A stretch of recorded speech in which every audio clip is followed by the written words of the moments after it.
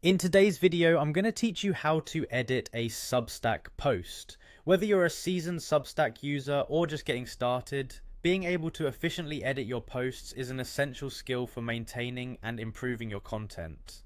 So let's dive right in and walk through this process together. Begin by logging into your Substack account. This is your gateway to accessing all your content and making any necessary changes. Once you're logged in, you'll want to head straight for your dashboard. This is essentially your control center on Substack, where you can view and manage all your posts, subscribers, and more.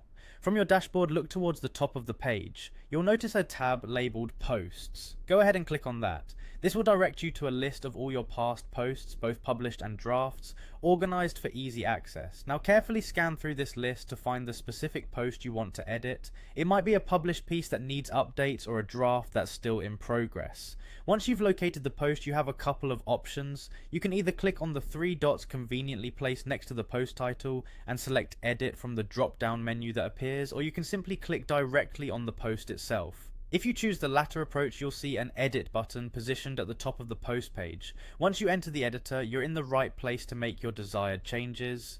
Here, feel free to adjust text, add images, modify links, or whatever edits your content requires. Take the time to ensure everything looks just the way you want it. The editor is your workspace, so make it count.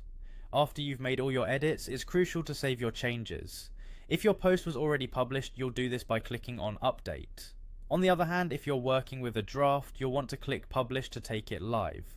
These steps ensure your audience gets the most updated and polished version of your work. And there you have it.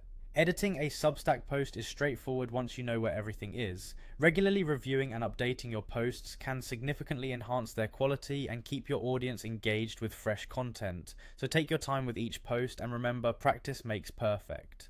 Thank you for watching, and don't hesitate to revisit this guide anytime you need a refresher. Happy editing, and we'll see you in the next video.